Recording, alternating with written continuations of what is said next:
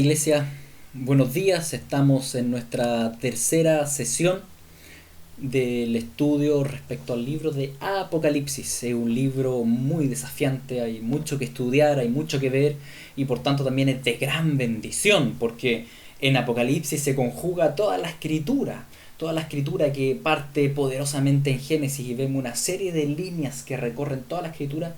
Todas estas líneas llegan y concluyen en Apocalipsis. Por tanto, un libro con mucha profundidad, con mucha complejidad. Pero eso no significa que tengamos que hacerle el quite o que tengamos que tenerle miedo. Más bien, Apocalipsis mismo dice, dichoso el que lee este libro. Porque la verdad es que nos explica, nos recuerda muchísimo el Evangelio y las buenas nuevas de salvación. Hemos estado leyendo durante las últimas semanas, hemos estado leyendo los primeros versículos. Hemos avanzado tal vez muy lento, pero es necesario que avancemos de esta manera, porque debemos asentar las bases primero. Debemos ir profundizando y anclando nuestra fe en Jesucristo y el conocimiento como para ir paulatinamente entendiendo este lenguaje apocalíptico. Y probablemente más adelante podremos ir un poco más rápido. Por ahora vamos a seguir paso a paso extrayendo todo lo que podemos extraer. Y también me interesa ir paso a paso para que logren ver la gran cantidad de pasajes bíblicos que se conjugan en este libro Apocalipsis. Apocalipsis tiene 22 capítulos, pero en estos 22 capítulos se cita casi 300 veces la escritura. Es decir, versículo tras versículo se va citando, se toma relación de textos del Antiguo Testamento, incluso textos del Nuevo Testamento, como vamos a ver también hoy día. Por tanto, vamos a iniciar este estudio, como siempre, en primer lugar, orando. Padre Santo, necesitamos de ti para poder comprender tu preciosa palabra. El libro Apocalipsis es tan lindo, Señor, es tan precioso, es una revelación sobre Jesucristo mismo. Por tanto, concédenos poder comprender estas grandezas, estos tesoros que están ahí escritos, Señor, y que están a disposición de la iglesia, de cada uno de nosotros. Espíritu Santo, te rogamos que ilumine nuestro entendimiento y nos des no solo la capacidad de entender, sino que también de esto llevarlo a nuestra vida práctica, llevarlo a adoración, llevarlo a una aplicación concreta. Te lo rogamos en el nombre de Jesús. Amén. Amén. Entonces estamos en el versículo 5. Vuelvo a leer el versículo 4 para que entendamos lo que estuvimos estudiando la última sesión. Dice así: Juan a las 7 iglesias que están en Asia, gracia y paz a vosotros, del que es y que era y que ha de venir, y de los 7 espíritus que están delante de su trono, y de Jesucristo el testigo fiel, el primogénito de los muertos y el soberano de los reyes de la tierra, al que nos amó y nos lavó de nuestros pecados con su sangre, y nos hizo reyes y sacerdotes para Dios su Padre. A él sea gloria e imperio por los siglos de los siglos. Amén. Juan escribe a estas 7 iglesias que quedaban en Asia, en lo que actualmente es Turquía, y él les parte escribiendo una declaración de gracia y paz por parte de Dios, por parte del Padre, del Hijo y del Espíritu Santo. Estuvimos estudiando al respecto distintas posturas y como ustedes saben, me inclino más hacia una postura trinitaria, de ver la Trinidad acá, y ahora, por tanto, nos vamos a meter un poco más en este estudio sobre la persona de Jesucristo, que va a ser fundamental en este capítulo y en todo el libro y en toda la Biblia, porque ustedes saben, el Espíritu Santo indica siempre a Cristo. Entonces, y de Jesucristo el testigo fiel, el primogénito de los muertos y el soberano de los reyes de la tierra. A ver, aquí nos menciona 4 características de Cristo. Primero, este Jesús es Cristo, tenemos que ver ese término bien, el término Cristo muy presente en el Nuevo Testamento. Este Jesús es testigo fiel, este Jesús es primogénito de los muertos y este Jesús es el soberano de los reyes de la tierra. El término Cristo es una palabra griega, el término hebreo es Mesías. En castellano ambos términos significan ungido. ¿De dónde viene ese término ungido? Ese término ungido viene del Antiguo Testamento. Cuando alguien iba a ser rey, o alguien iba a ser profeta, o alguien iba a ser sacerdote, lo que hacían con ellos literalmente los ungían, llenaban un cuerno con aceite y este cuerno con aceite lo derramaban sobre la persona y le corría el aceite. Por eso por ahí en unos salmos dice, oh, qué lindo es cuando el aceite te recorre la cara y las barbas, y uno dice, qué aceite, qué barba, y tiene que ver con eso, con ser ungidos. Ya era un acto físico que se hacía, pero que simbolizaba algo. ¿Y qué simbolizaba? Que eran llenos del Espíritu Santo. ¿Ya? Que el Espíritu Santo los llenaba y los capacitaba para ese cargo.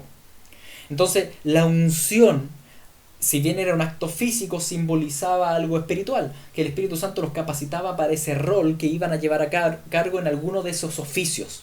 Estos tres oficios, el oficio de sacerdote, de profeta y de rey, los vemos presentes en todo el Antiguo Testamento y vemos su cumplimiento pleno en el Mesías que iba a venir. Este Mesías que iba a ser tan ungido que iba a poder llevar a cabo la labor de rey, la labor de sacerdote y la labor de profeta. Y sabemos que ese gran ungido es Cristo. El sacerdote representaba al pueblo ante Dios. Jesucristo nos representa ante Dios porque Él es plenamente hombre. Y como hombre Él vivió las mismas luchas de nosotros, las mismas tentaciones, si bien no tuvo carne caída y nunca pecó, sí vivió las mismas experiencias de sufrimiento. Por tanto, Él nos representa plenamente, Él se identifica con nosotros y nos representa ante el Padre como sumo sacerdote. Jesucristo es profeta también. Los profetas eran voceros de Dios, ¿no es cierto? Hablaban de parte de Dios al pueblo. Si el sacerdote representaba al pueblo, el profeta representaba a Dios. Jesucristo es el vocero perfecto. Jesucristo es el gran profeta. Jesucristo es el testigo fiel. Jesús es el testigo fiel. Un testigo, ¿qué hace? Un testigo testifica. Ve algo, ¿no es cierto? Es testigo de algo, ve algún acontecimiento, ve algo que está ocurriendo, ve a una persona y después va y lo cuenta a otros. El testigo requiere dos cosas entonces. Primero haber presenciado algo y después ir y contarlo. Jesús es el único gran y verdadero profeta en ese sentido, porque Jesús no subió simplemente al cielo, Él descendió del cielo. Nadie ha visto jamás al Padre, escribe por ahí Juan. Pero Jesús, que viene del cielo, Él nos vino a mostrar al Padre porque Jesús lo vio. Jesús es Dios. Jesús eternamente estuvo con el Padre. Él es la segunda persona de la Trinidad. Él no tiene ni comienzo ni fin. Por tanto, Jesucristo, al ser Dios, es un testigo perfecto del Padre, de quién es Dios. Por tanto, lo que Él habla tiene una fidelidad 100%, absolutamente fidedigno. Es absolutamente fiable. Por eso Él es un testigo fiel. Y no solo Él presenció y nos vino a contar de cómo es el Padre, sino que también Él precisamente aquí llevó a cabo el testimonio a tal perfección que incluso dio su vida en ese testimonio de amor del Padre. Esa palabra testigo en griego es martus, mártir. ¿Cierto? Ser mártir, que antes significaba en griego simplemente testificar, pero mientras el pueblo de Dios siguió el ejemplo de Cristo y dio sus vidas por el mensaje, resulta que esa palabra se tornó, la palabra mártir, sinónimo de morir por la fe, cosa que antes no era así, pero tantos creyentes murieron por su fe que se tornó un sinónimo. El testificar significaba morir por la fe. Bueno, en primer lugar lo hizo así nuestro sacerdote, nuestro profeta y nuestro rey. Él es el gran ungido, Jesucristo. Por eso ese apellido que está tan unido. Jesús el Mesías, Jesucristo. Jesús es el ungido. Por tanto, Él está plenamente capacitado por el Espíritu Santo, ¿no es cierto?, de ejercer el oficio de sacerdote, de profeta y de rey. No es que Jesús, y aquí tenemos que hacer ciertas distinciones, ¿no es cierto? No es que Jesús recién estuvo capacitado en el bautismo cuando el Espíritu Santo descendió sobre Él. No, sabemos que Él siempre ha sido Dios.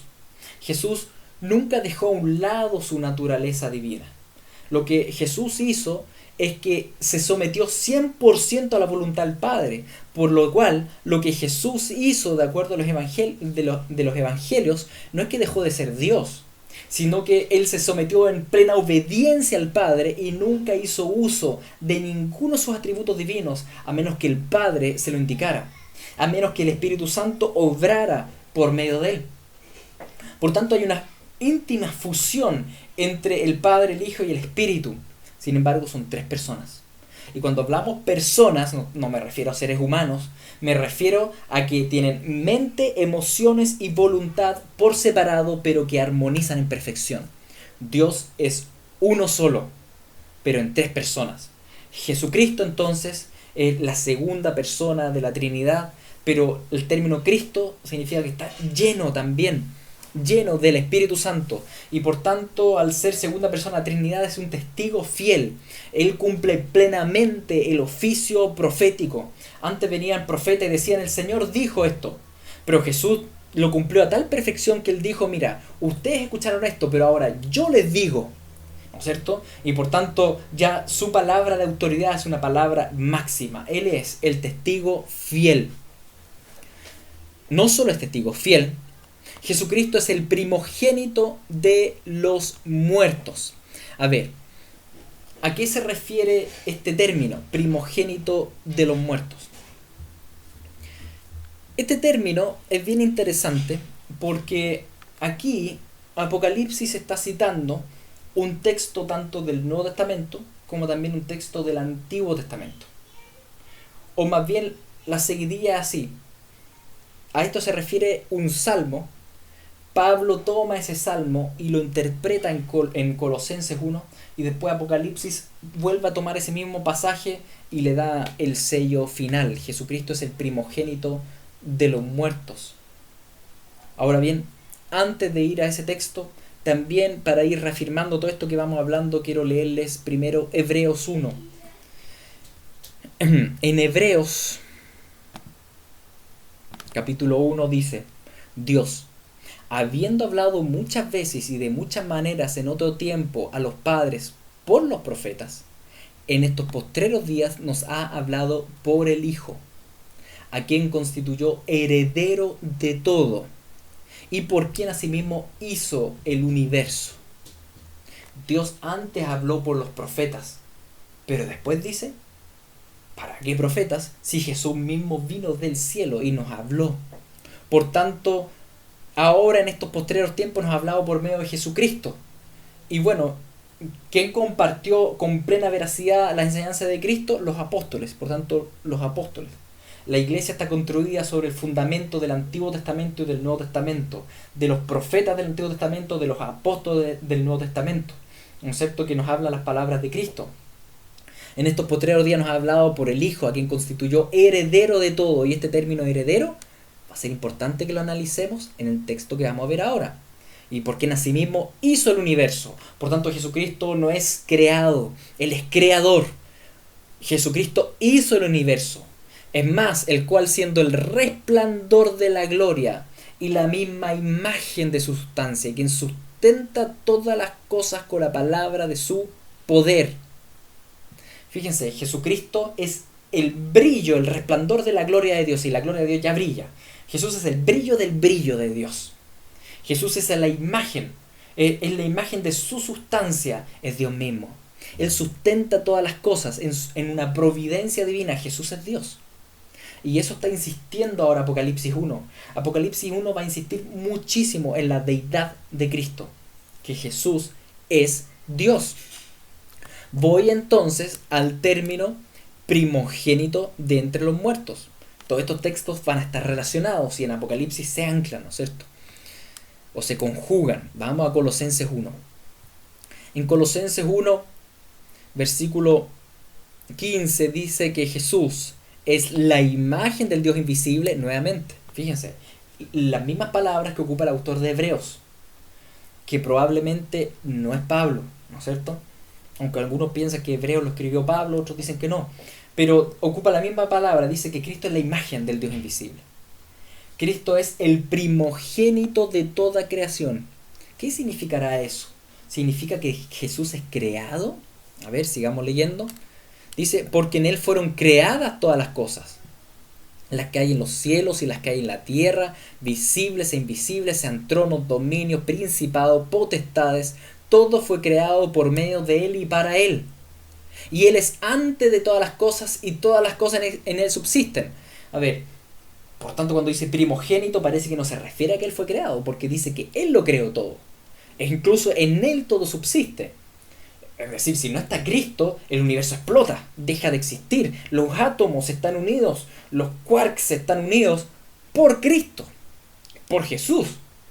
Entonces, ¿a qué se refiere esto de la primogenitura?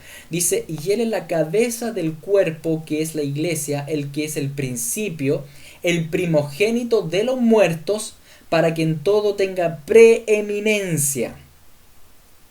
La primogenitura es un término que guarda relación con la preeminencia. No habla de la creación de Cristo, sino que habla del estatus, por así decirlo, de Cristo, de una posición. Y su posición es una posición de primero. Jesús no es segundo. Jesús nunca va a ser segundo. Jesús es primero en toda la creación. Él es primogénito. Por tanto, hay una preeminencia en Él. Ahora, ojo, fíjense. En este texto de Colosenses habla de que Jesús es el primogénito de entre los muertos.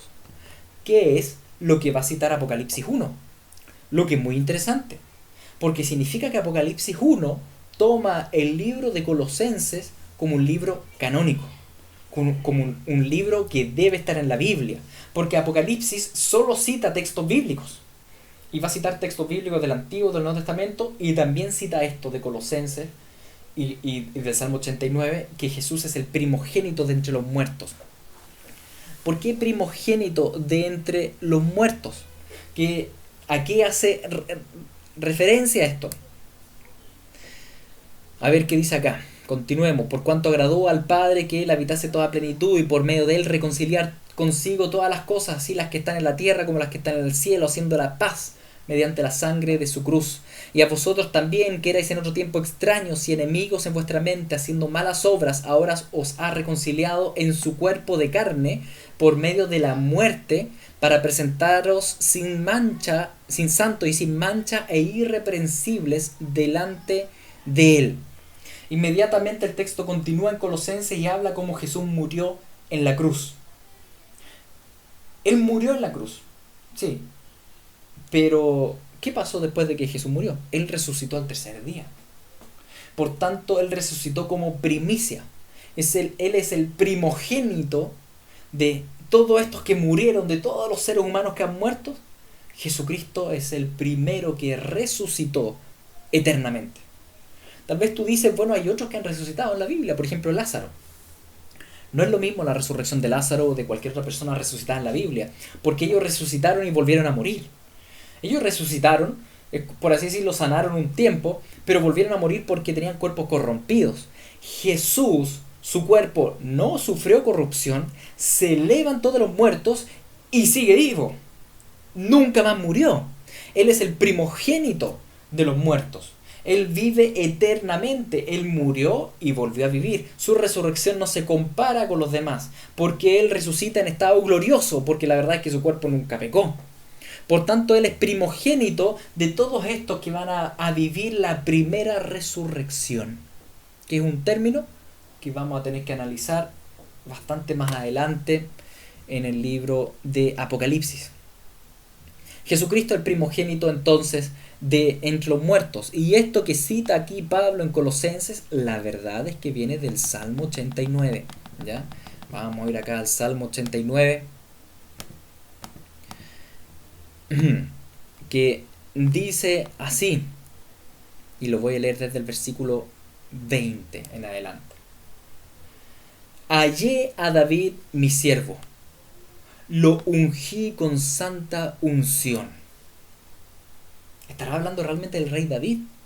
Puede ser que sí. A ver, sigamos leyendo. Mi mano estará siempre con él, mi brazo también lo fortalecerá. No lo sorprenderá el enemigo, ni hijo de iniquidad lo quebrantará, sino que quebrantaré delante de él a sus enemigos y heriré a los que le aborrecen. Mi verdad y mi misericordia estarán con él, y mi nombre será exaltado en su poder. Asimismo, pondré su mano sobre el mar, y sobre los ríos su diestra. Él me clamará, mi Padre eres tú, mi Dios, y la roca de mi salvación. Yo también le pondré por primogénito, el más excelso de los reyes de la tierra. Para siempre le conservaré mi misericordia y mi pacto será firme con él. Pondré su descendencia para siempre y su trono como los días de los cielos. ¿Será David? No, no es David. Es el hijo de David. Es el hijo de David. Muchos salmos, cuando uno los lee, no los comprendemos plenamente porque no tenemos la llave interpretativa para comprender la escritura. Para comprender la escritura, la llave interpretativa es Jesucristo. Estos salmos nos hablan de Cristo. ¿Cómo puedo decir eso con certeza? Porque el Nuevo Testamento así los interpreta. Cuando acabamos de leer Colosenses 1, vimos que Pablo interpreta este texto refiriéndose a Cristo. Así que nosotros también debemos interpretar este texto refiriéndonos a Cristo. Cuando dice allí a David mi siervo, está refiriéndose entonces al segundo David, el mejor David, el descendiente David, el hijo de David que iba a venir. Este hijo de David que sería ungido, pero no como los demás. Él sería ungido con santa unción. Él sería el Cristo. Su mano, la mano de Dios estaría siempre con él. Mi brazo también lo fortalecerá. El Padre apoyará al Hijo en todo. No lo sorprenderá el enemigo, ni hijo de iniquidad lo quebrantará. Claro, tú dices, en la cruz fue quebrantado, sí, pero no se vio sorprendido para nada. Él sabía, Jesús siempre supo, él dijo, yo seré entregado y voy a resucitar. No lo sorprendió el enemigo, nunca. Dice, sino que quebrantaré delante de él a sus enemigos y heriré a los que le aborrecen. Mi verdad y mi misericordia estarán con él, y en mi nombre será exaltado su poder. Jesucristo es exaltado sobre todo poder, porque Jesucristo actúa en el nombre del Padre en todo. Y dice, asimismo pondré su mano sobre el mar. El mar en la escritura va a ser un símbolo importante para referirse al mal, al caos. Jesús camina sobre el mar. Entonces aquí también hay un tema poderoso, donde dice asimismo pondré su mano sobre el mar. Jesús está sobre el caos, sobre la maldad. Él gobierna sobre todo y sobre los ríos de su diestra. Él me clamará, mi Padre eres tú, mi Dios y la roca de mi salvación, y tal cual. Jesucristo es el primero que nos vino a indicar que el Dios soberano y eterno también es un Padre amoroso. Eso era un término que los judíos no ocupaban. En el Antiguo Testamento prácticamente a Dios no se le refiere como Padre. De 1000 veces que se habla de Padre en el Antiguo Testamento, solo 10 se refieren a Dios y de una manera bien genérica, como Dios como Creador. Toda la referencia de Dios como Padre provienen desde Cristo en adelante, donde Jesucristo le enseñó a sus discípulos y dijo, miren, ustedes cuando oren, díganle, Padre que está en los cielos. Padre nuestro, Padre de nosotros, Padre del pueblo de Dios. Por tanto, Jesucristo nos viene a revelar como testigo fiel la paternidad amorosa de nuestro Señor, que nos ama profundamente y nos escogió desde antes de la creación del mundo.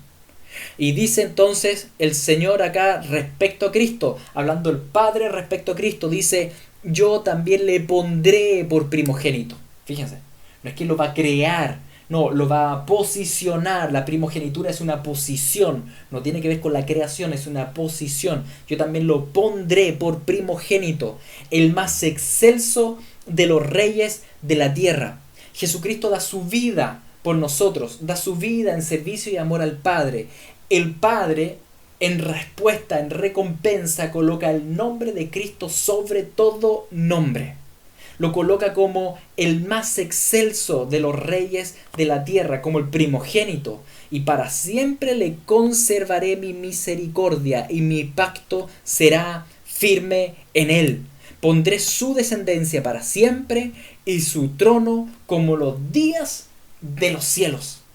Esas son las promesas para nuestro amado Señor Jesucristo es la cabeza de la iglesia. Tu amado amigo, es tu amigo, es tu novio.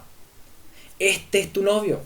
Tal vez tú has pensado y te habría gustado, tal vez, no sé, casarte con tal persona, tal otra persona. ¿Y para qué más? Si ya tienes al máximo prometido posible. Tienes al Rey de Reyes, al Señor de Señores. Como dice Apocalipsis, cuando vuelvo ahí al capítulo 1, dice Jesucristo el ungido, ¿no es cierto? El testigo fiel, el primogénito de los muertos y el soberano de los reyes de la tierra. Y fíjense cómo están tan unidos estos títulos para nuestro amado Señor. Él, el gran ungido y por tanto es el gran profeta, el testigo fiel. Y también por tanto Él es el primogénito de los muertos, el primero, el que está posicionado sobre todo. Y por tanto Él es el soberano sobre todos los reyes de la tierra. Hoy en día donde ocurren tantas cosas, donde uno ve tanto desastre y uno dice, bueno, las decisiones que están tomando a nivel global y mundial, ¿estará todo esto en orden o no? No temas, no temas. El Señor, nuestro Señor Jesucristo, es el Rey. Él es el Rey. No temas porque Él está sobre todo. Él es soberano sobre todo. Por mucho que todo el mundo luche contra Cristo, por mucho que se levante una persecución mundial contra Cristo, Dios Padre se ríe de eso. Porque Dios Padre ya decretó, ya determinó que el que va a reinar eternamente va a ser Jesús. Va a ser su Hijo. Porque su Hijo es merecedor de ese reino. Jesús es el testigo fiel. Jesús es el Cristo, Él es el primogénito de los muertos y Él es el soberano sobre los reyes de la tierra. Y eso nos debe hacer descansar en Él. Nos debe hacer tomar aliento en Él.